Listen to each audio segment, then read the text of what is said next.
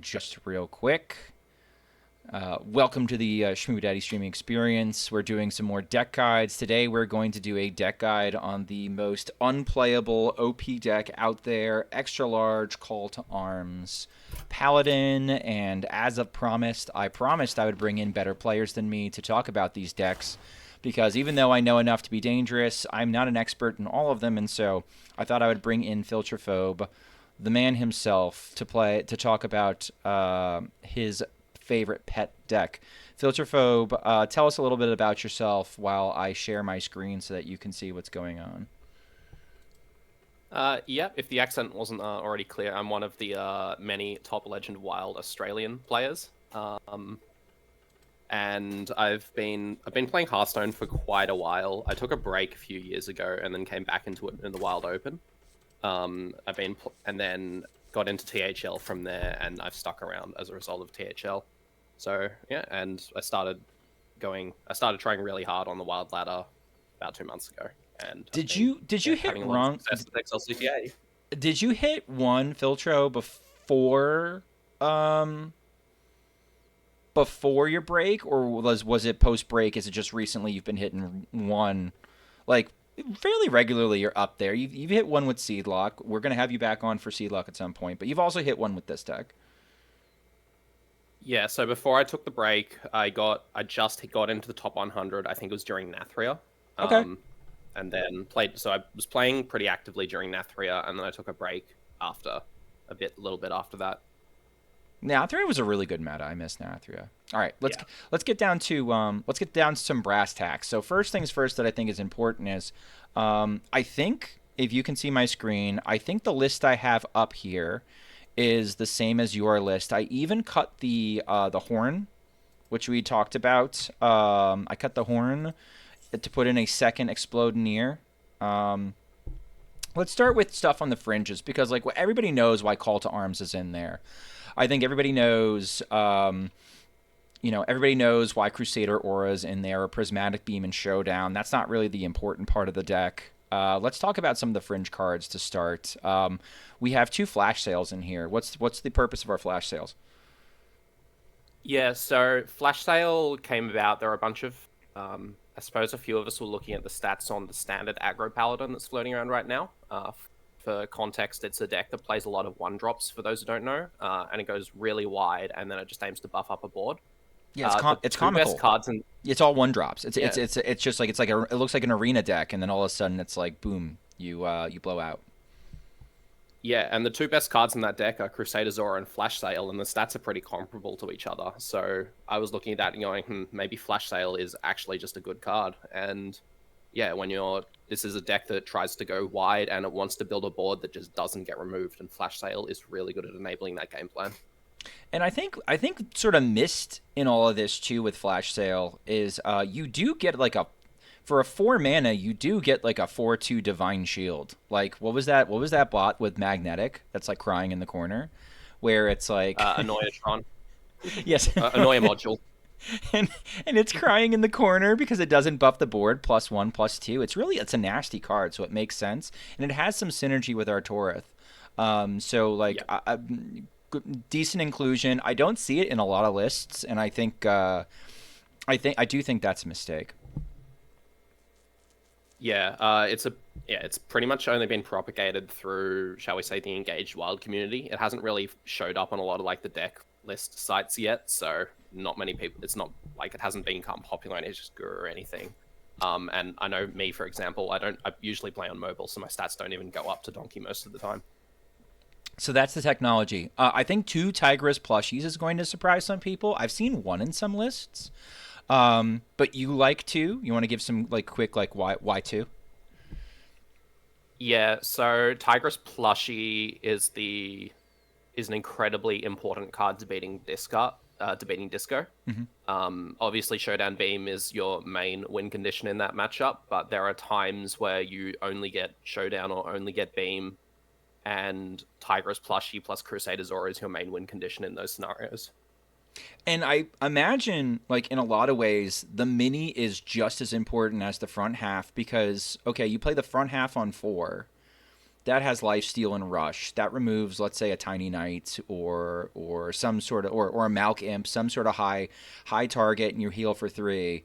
But then you can play Crusader's Aura right behind the mini, and the mini is just as big a threat as the original Tigress plushie, I imagine. Yeah, the miniaturized keyword and Crusader's Aura, like the synergy that you get between those two, are incredibly important to this card being viable.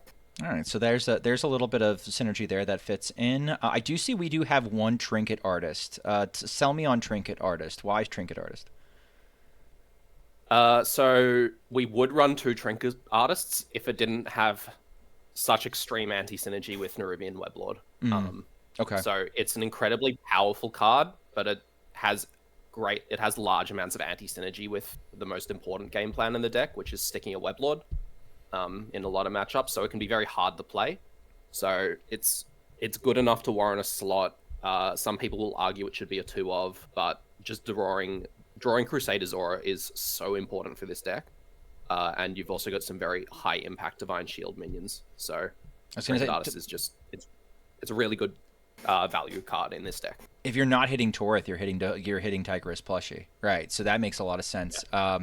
The Dirty Rats are giving me hives, but you know what? I will say Ninja Monkey, who we played with a couple times in one of the Hostage Mage runs that I put on YouTube, actually held the Dirty Rats back and played them to pretty strong effect, just as like Dirty Rats and like not even as taunts, even despite the Weblord anti synergy, which has always given me hives. Anything crazy about the secrets? We don't have many secrets. We have a couple though. We have auto defense matrix, Oh My Yoggs, and 1 redemption in your list. Yeah, so I think the secret package should either be double redemption and double Oh My Yogg, or 1 auto defense, 1 redemption, and 2 Oh My Yogg. We don't want to go too wide on the secrets because they're really bad cards to draw. Like, you pretty much always want them off Sword of the Fallen. And simultaneously, you want a smaller group of secrets so that Oh My Yogg comes out consistently. Perfect. And like again, the auto defense matrix is just like so nasty with Torith. It doesn't trigger unless the minion's Divine Shield is broken. So let's say they have broken Torith's Divine Shield. Now you're talking about auto defense matrix resetting it. And later we should talk about redemption in Torith, because that's a funny interaction that I think is important. But that's more in like the that's more of like the funny tricks or things that you may not know that we can talk about later. All right. And another thing I'll highlight is that playing around auto defense matrix and redemption, you have to do it the opposite way for each other. So redemption encourages you to hit your big minion first and then your small minion second, and auto defense matrix encourages you to hit your small minion first and your big minion second. Oh, I love that. If you have both of them in your list, your opponent has to coin flip around which one they're playing around. I love that. I was always shocked that Bear Trap never saw more play in Hunter with like Bear Trap and something that defended your, just because like people were always playing around Wandering Monster. No one ever played around Bear Trap, and it was a similar anti synergy where you want to attack with your weakest minion first, but now all of a sudden the Bear Trap is eating one of the stronger attacks because we had to chew through a 3/3. So I love that. I didn't even think about that. Let's talk about some of our three mana minions. So we talked about Trinket Tracker. Let's talk about, Trinket Artist. Let's talk about why we're running 2 copies of Explodoneer over, let's say, Horn of the Windlord. Yeah, so I'm really just running 2 copies of Explodoneer because honestly, it's a pretty funny card. One copy of Explodoneer is probably optimal. I probably should slim down to 1, but it's just a funny enough card that I like running 2. There's not really too much justification to it beyond that. The main reason you want to run Explodoneer is just to get under mages. You're really good at locking them out naturally, but you kind of want an Explodoneer so that they can't just sit on their block and delay until they can perhaps get a Romath going. I've heard so it just creates enough pressure that it does the job against mage. I've heard mages and I've heard Holy Wrath like as the 2 justifications for ever running Explodoneer. Just like they're trying to neatly order their deck into like a polite set of cards, and you're just saying no and just like fucking up their stack every turn. Yeah, that being said, the last time I played against Holy Wrath on ladder, they'd set up their deck to Ceaseless Holy Wrath me, and then I played an Explodoneer, and the Ceaseless shuffled that. The Ceaseless got shuffled perfectly, so that my shuffle with Explodoneer didn't matter. So it does happen sometimes, and you want to throw your phone across the room, but usually it works. So we're coping a little bit. We're coping a little bit. Okay. All right. Moving on to real quick.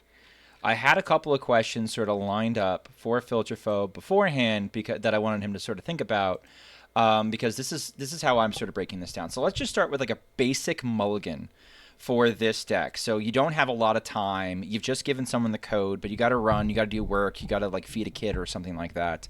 What is our like our always sort of keeps or tried and true keeps that feel good, so that we feel good about the advice we've just given somebody, and we've had to run. So what's our like our basic bitch mulligan? Always keep Call to Arms. Always keep Sword of the Fallen. Always keep Showdown. Always keep Beam.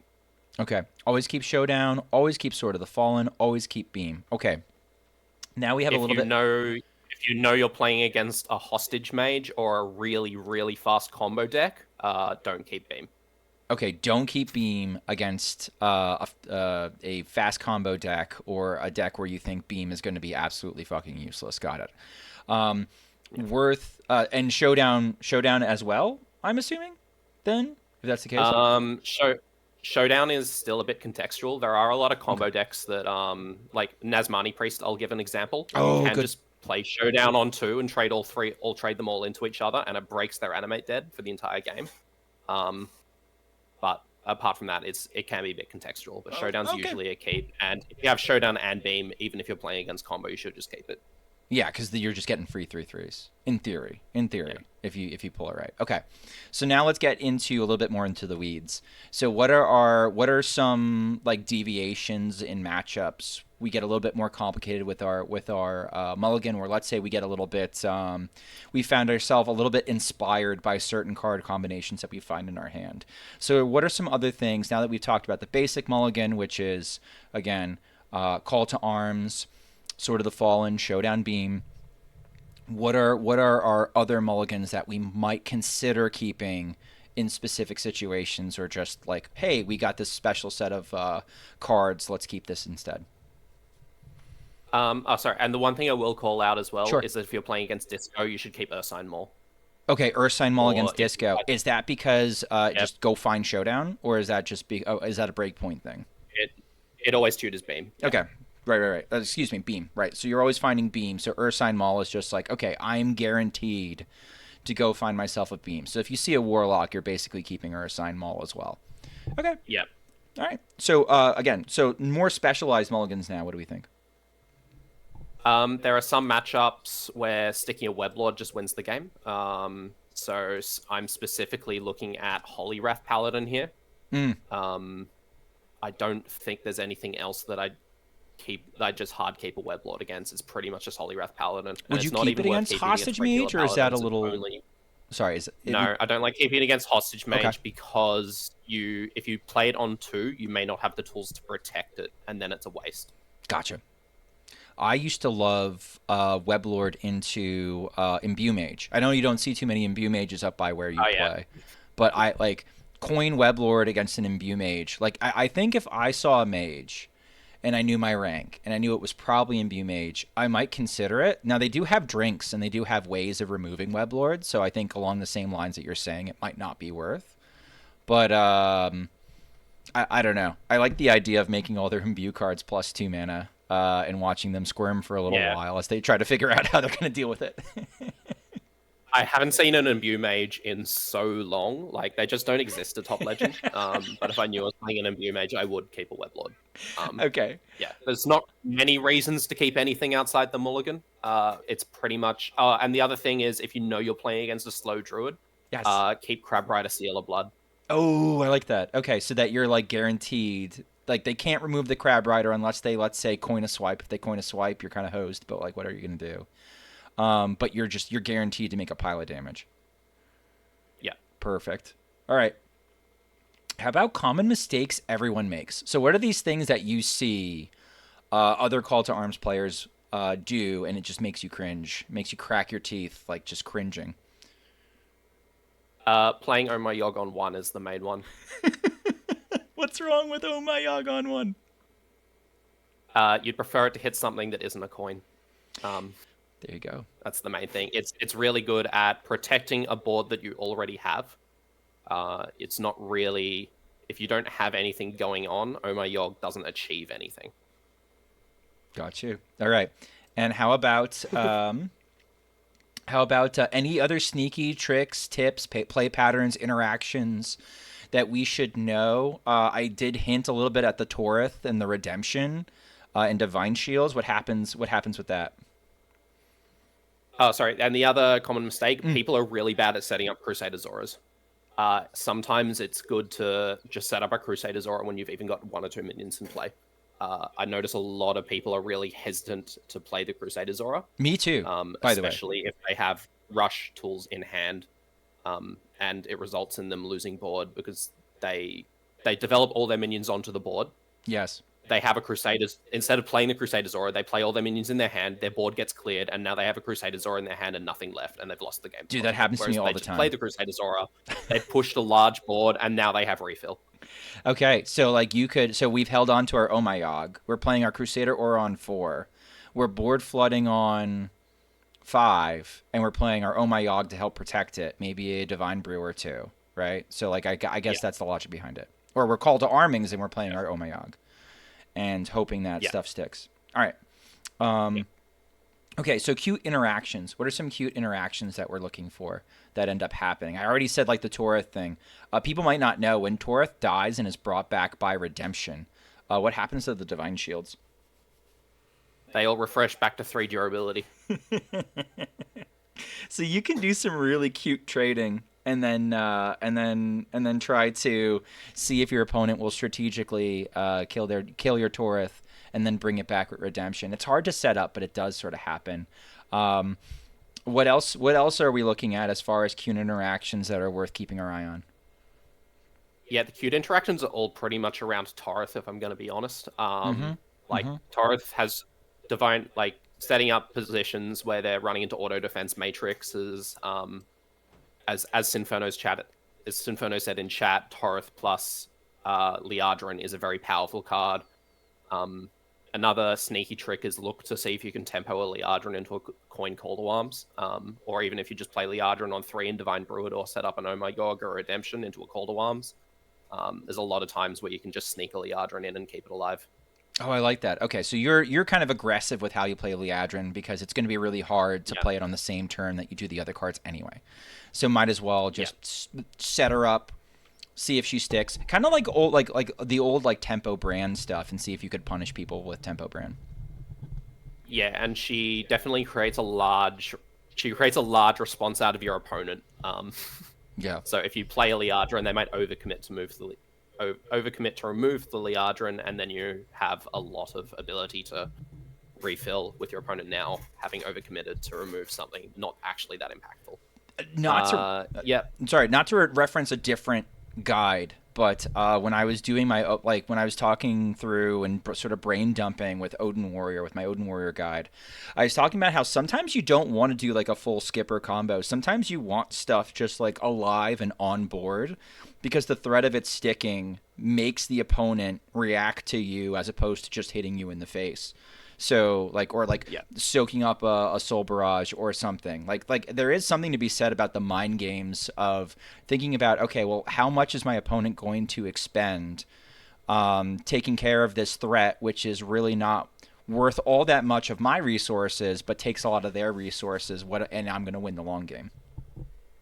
Yeah, if I'm playing against Disco and I've got an Ursine Maul in hand, I will just play Weblords on 2 and 3, just because they will soak up damage, and that lets me stall to my Maul more effectively. It's that sort of theory. Yeah, you start time walking people, right? If it eats a soul fire, great. Like you didn't get hit in the head with soul fire.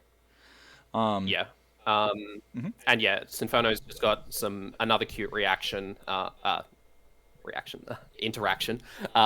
If you do ever stick a Crusader Zora and Liadrin swings, all of your Showdowns will come out with Divine Shield. It's just so gross. It's so gross. My Liadrins always come out last in my Call to Arms, by the way. That's a skill issue on your part. That's normal. That's normal behavior. That's hardcore. Liadrin, That's hard coded. Always comes last. I'm trying to think of anything else. Redemption and Trapstore Spider with the Liadrin stuck. It's very funny because it comes back to life with the Divine Shield and Stealthed. So it's super annoying. Redemption and Trapdoor Spider, super annoying. Yeah, Liadrin also gives Explodinator Divine Shield. Like, pretty much every minion in this deck has less than 3 attack or already has Divine Shield. So Liadrin just works well with everything. It gives the mini divine. Oh wait, right. So okay, cool. So if you're good, I think I want to do a couple games on ladder with this. I'm interested to see what are like the expert decision points. Oh, wisdom on spiders. Well, we're not running wisdom, so. Yeah, I will call out that Blessing of Wisdom and Horn of the Windlord are 2 good cards, and also Hammers over Rats is going to be an eternal debate. I prefer Rat. Oz, I really value the taunt off my Call to Arms. I used to run Righteous Protectors and enjoyed them because I felt like they filled the curve a little bit better later when we were still doing goofy stuff with like with Mysterious Challenger, but I recognize now that's not typically correct. I think you build the deck much differently now that there's no 2-mana order in the court, because you can't just build for that top end anymore. All right, so according to our previous discussions, we're kicking all this aside. We want Call to Arms. We want really want Call to Arms and Sword of the Fallen in this particular matchup. It's Mage. Yep. Okay. Yeah, there's no consideration to keep any of those cards there, in my opinion. If this is a slower mage, we're probably going Liadrin into Explodinator. I think. Well, I mean, now we definitely do, right? We play Redemption into Liadrin into Explodinator, and we're super happy. Yeah, we play Redemption. Yeah, we definitely play it. The only time we wouldn't Redemption on 1 is if we think we're going to be hero powering on 2. Makes sense. All right, I'm going to assume this is an Imbue Mage. They do like playing this. Yeah, I'm weblording. I've changed my mind. Weblord? Okay. I think it's Imbue Mage, so we're playing Weblord.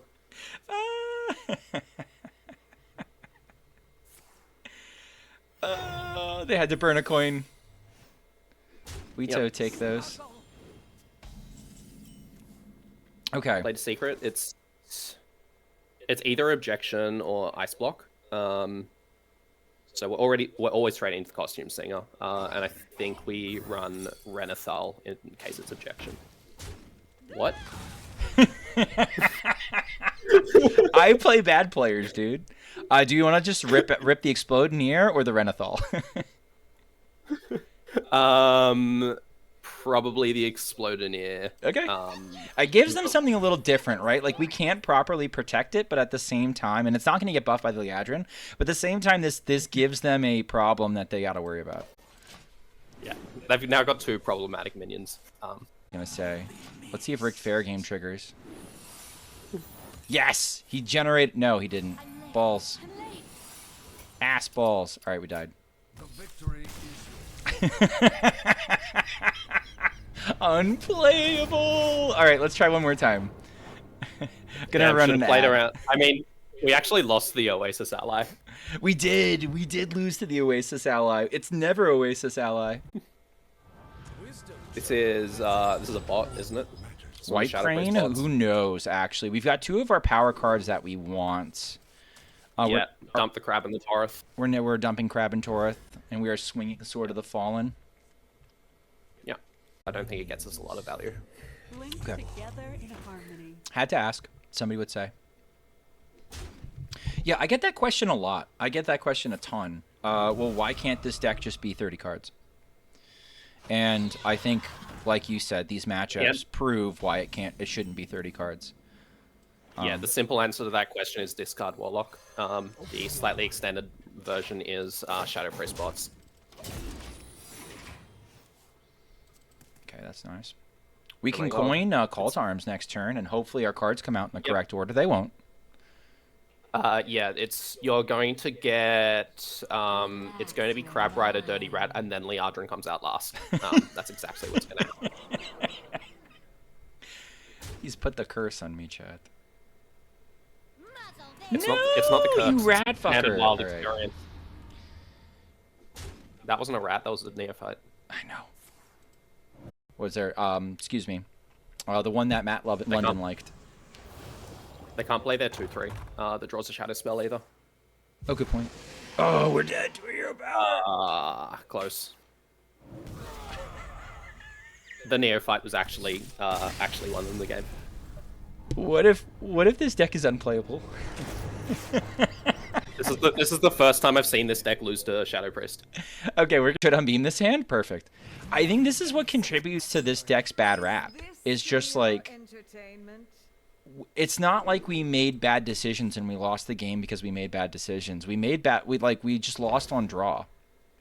And that's kind of this deck is broken, but it does lose on draw. And I think like buyer beware, that is something that you're signing up for, is that sometimes you're just going to lose because like it's your time to lose, buddy, more than anything else that you can kind of manipulate as far as what happens in the game. I think that's fair, at least. I don't know. Just hero power here? Yeah. We just hero power, right? Yeah, we're hero powering. Which isn't to say this deck isn't like... This deck might be the best deck in Wild. I think it's one of the very first... Oh, is this Kingsbane? I think Kingsbane is a shit matchup for them. I think it's a great matchup for us. Yeah, it's going to be amusing to watch them get through a Torith and Flash Sale and Oyatron. This is disastrous. Second hero power? I don't even know. Yeah, second hero power, yeah, we trade off. I am going to trade off. It's not the best deck because it's not Nazmani. Thank you, Dreadshot, for your contribution. All right.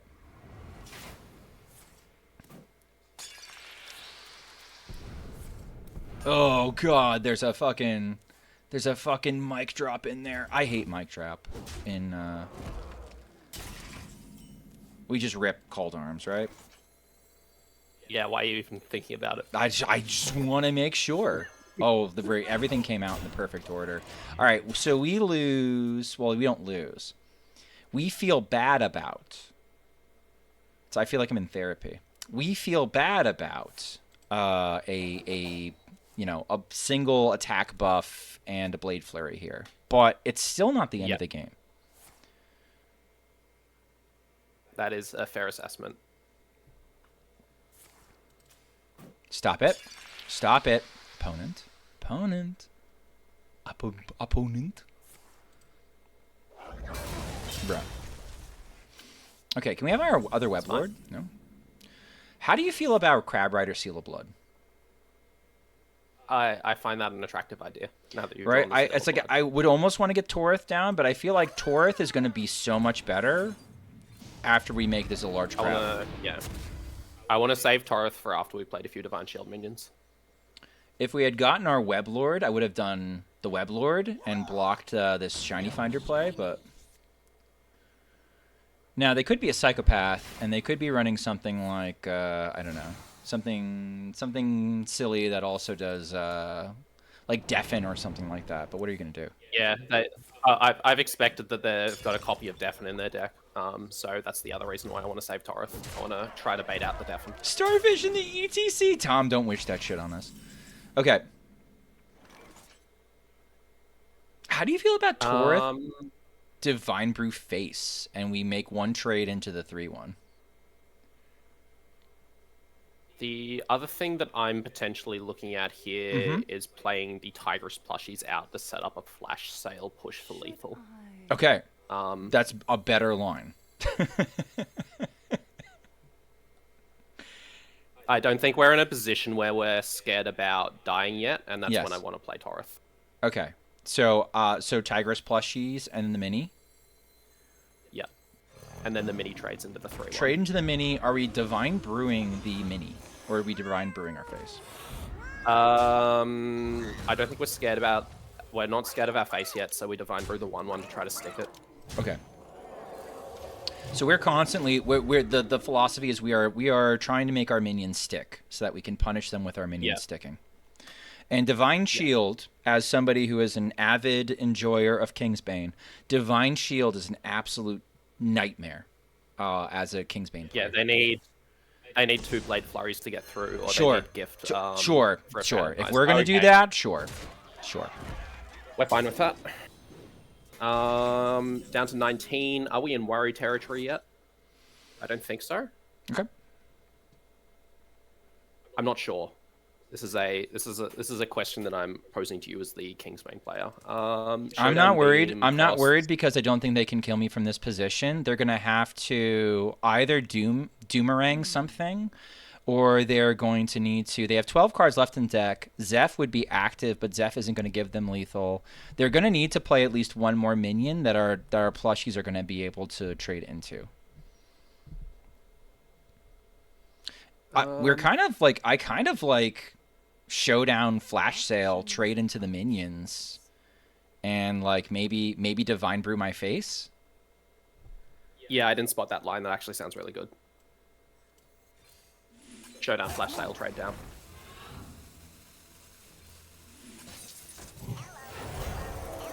So I like this at least from the perspective of fucking over the Kingsbane player because they want to use another Blade Flurry, and they want to get at my face, but they got to get through the Annoyotron first. So if they have any more Tech W, we're gonna see it. Like this is probably a Deafen, probably. Which we're happy if this is getting eaten by an Annoyotron versus a Torith. Hip Hop Harmonic is fine. They don't kill us this turn. Related to birds would be avian. Avid is like I'm very excited. I'm an enthusiast for the Kingsbane. See, also I'm an avid Schmoopy Daddy watcher. Oh, thank you, Filtrophobe, for coming on and kissing my ass. Your check's in the mail. Thank you.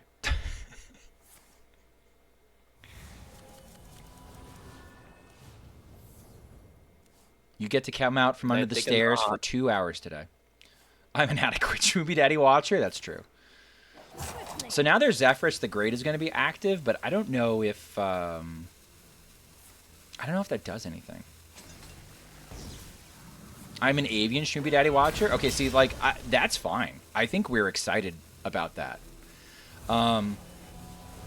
Did that card come off passage? The card that's stuck.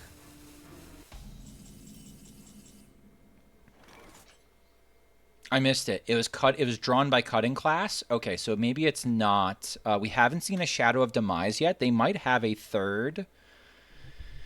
They might have a third Blade Flurry, but that's going to be a tough ask for them. What are you thinking? So I'm thinking Torith, Sword of the Fallen, and Mini. I have no problem with that. Cool. You got the Oh My Yogg, that's nice.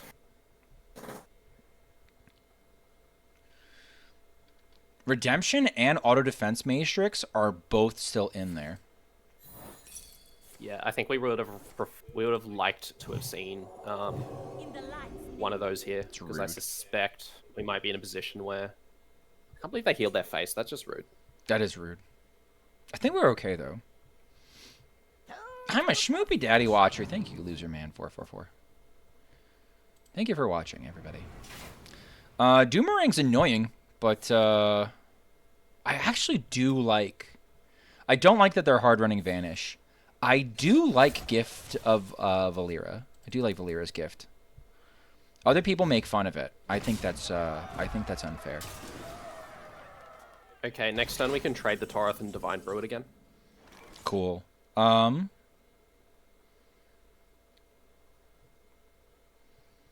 Are we doing Liadrin? I kind of want to. Okay. I swear to you. So let's trade it into you.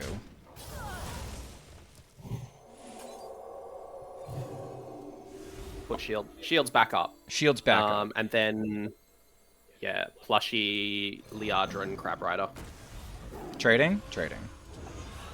Yeah, we're trading the Plushie, and then Crab Rider will have a big, juicy 3 durability Divine Shield on it. Okay, we got Auto Defense Matrix, which is hysterical. Yeah. We would have preferred Redemption. Redemption would have been the nuts, but I think either way, they either have the silence to get around the Torith or they don't. I'm out of cards. Yeah.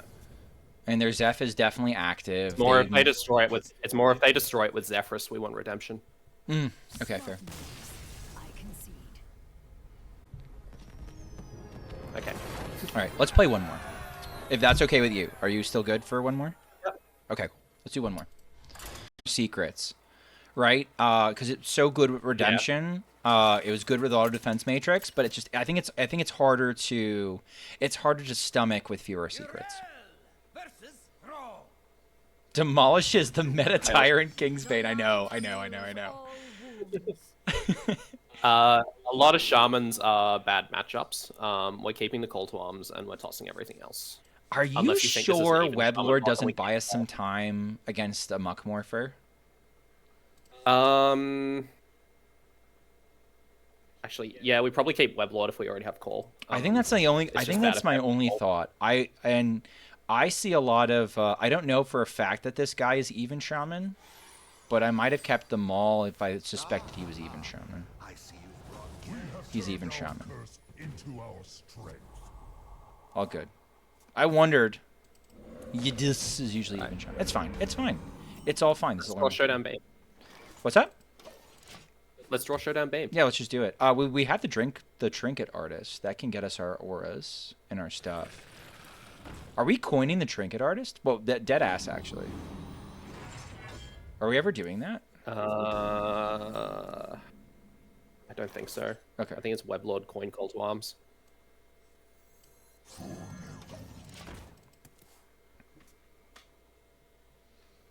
It only takes 10 turns to win the favor. Enough. Yeah, this is a mid-range deck. This is not it's true. Deck. We're not meant to win in 4 turns. It's true. It's not aggro. THL calling this XL aggro paladin is the biggest misnomer I've ever seen. How do you feel about the Seal of Blood? Or is it always just coin call to arms? I think coin call to arms is just too good, especially because we've got a Crusader's Aura in hand. Okay. Cool. Crabs can kill the Needle Rock. And I think we just send the 1/4 into the 1/1. Do we kill... Okay. Do we ever kill the Wrath of Air Totem because we're scared of Jam Session? Jam Session would do 2 to everything, which isn't that meaningful. Okay. But we want to kill the Needle Rock because it's actually just card draw. Okay. Sorry, I almost had a moment. You know what happens. You've seen me play.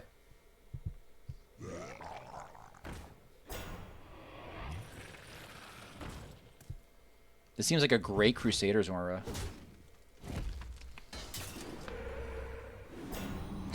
We know. All right. You don't have to be cruel, chat. All right. Crusader's Aura? So... Yeah, it's Aura. Okay. Crab Rider trades into something, then goes into the 5/5. It goes into the Taunt Totem, then goes into the 5/5, and then we just trade down. So we want to stick our board. We want even Shaman off the board. And if we get to, we try to Seal of Blood the Crab Rider. Is this really jamming them up? Really? Yeah, they run a few battle cries. So there's Stone Right. Some people run Amalgam. I know they shouldn't. Maybe the Amalgams are jamming them up. Okay, yeah, that's a good point. All right, so this seems like the perfect time to actually double secret Seal of Blood on the Crab Rider. Alternately, Absolutely. The Tigress plushies seem also really nasty, but I don't think we're low on health. I want a double secret Seal of Blood to push for lethal. Oh, Lamau.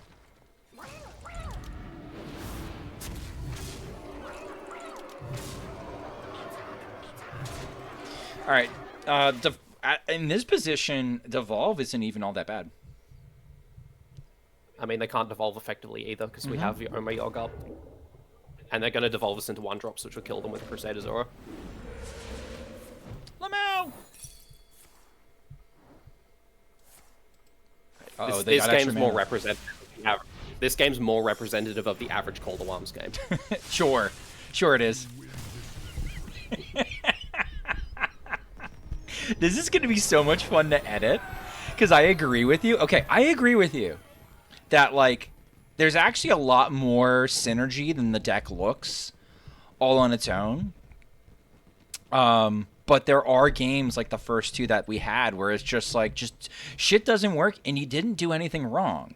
It's just how the cards came out of the deck, and that's just the hand that you were dealt, and you just have to deal with the RNG. But, like, the deck is powerful. The deck does undeniably powerful things. But it is the most Yeah, the OP unplayable deck deck ever. it's explicitly designed to be really powerful against the meta strategies, and you saw that we lost randomly to an Oasis ally and then a Neophyte on 3.